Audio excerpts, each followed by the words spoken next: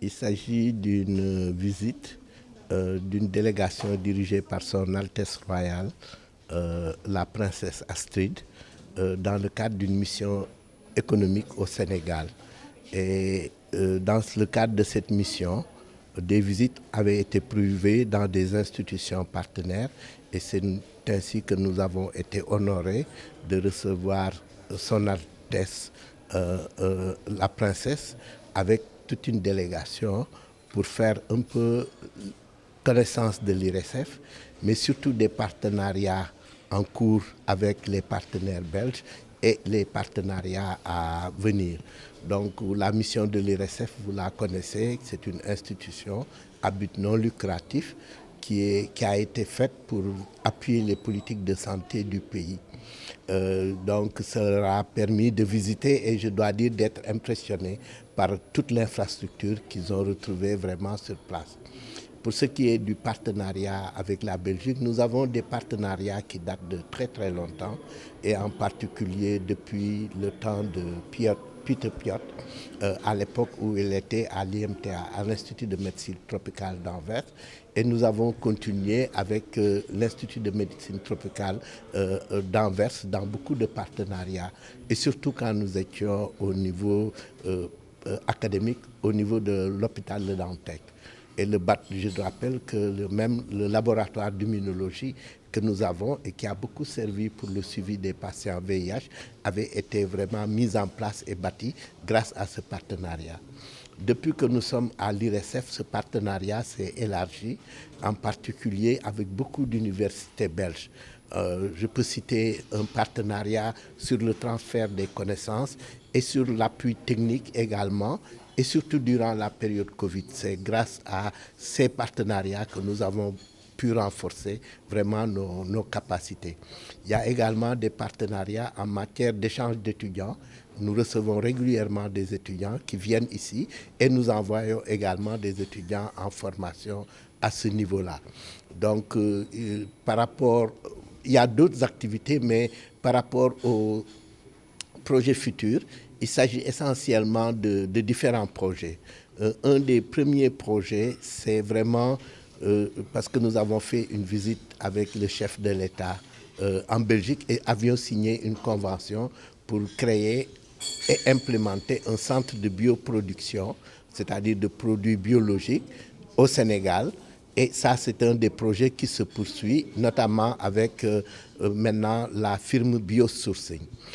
En fait, c'est un projet assez simple, mais assez innovant, parce qu'il s'agit de remplacer de grosses usines par des approches plus naturelles, en particulier des chèvreries pharmaceutiques, qui pourraient aider à fabriquer des anticorps monoclonaux pour le traitement, par exemple, que nous avons ciblé du cancer et pour le traitement du diabète. Et donc ça, c'est une perspective très, très innovante. Et ça fait partie des projets futurs.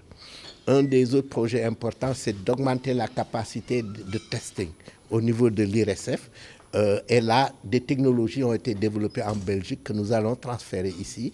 Et ça augmentera de manière significative nos partenariats avec la Belgique, mais pour le bien des populations. Et nous pouvons aller jusqu'à des dizaines de milliers de tests par jour grâce à ces nouvelles technologies.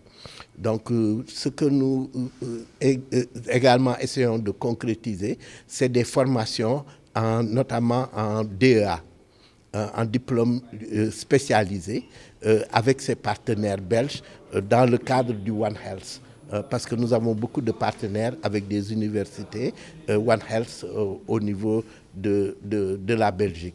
Enfin, un des autres partenariats, c'est d'établir un laboratoire de biotechnologie, d'anatomopathologie, avec la possibilité de l'utilisation de l'intelligence artificielle. Comme on le sait, ça c'est un besoin énorme en matière de diagnostic, vraiment de manière générale en Afrique et au Sénégal, mais avec ces nouvelles technologies, nous allons pouvoir développer et mettre en place. Donc il y a beaucoup de perspectives. Et par rapport à cela aussi, d'autres universités qui étaient là, mais avec qui nous n'avons pas encore débuté de partenariat, ont exprimé leur intérêt de se joindre à nous pour renforcer le partenariat Sud-Sud et notamment l'Institut de santé de l'Institut de santé du professeur Mouyembe, en particulier, mais également en élargissant le partenariat avec les universités belges. Donc c'est ça l'objet de cette visite qui, je dois le dire, est en quelques minutes, qui n'a pas été longue, mais qui a été particulière. Non seulement, c'est une des missions que l'IRSF s'est fixée, c'est comment mieux travailler pour la détection de ces maladies qu'on appelle émergentes et réémergentes. Et nous avons particulièrement renforcer notre capacité. Nous avons envoyé beaucoup de notre personnel ailleurs pour acquérir de l'expérience. Et nous nous sommes vraiment équipés. Et si vous n'avez pas eu l'occasion de faire le tour, mais vous voyez que nous avons tous les équipements actuellement nécessaires pour participer, comme nous l'avions fait pour Covid, à la lutte contre ces maladies émergentes et réémergentes et avoir la capacité de mettre ce qu'on appelle des techniques de métagénomique.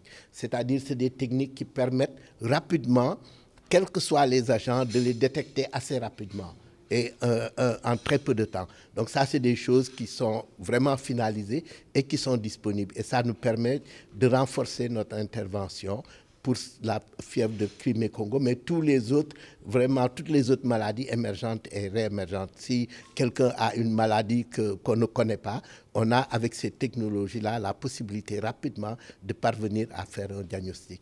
Donc, et ça va se renforcer parce qu'ils nous ont beaucoup appuyés durant la phase Covid.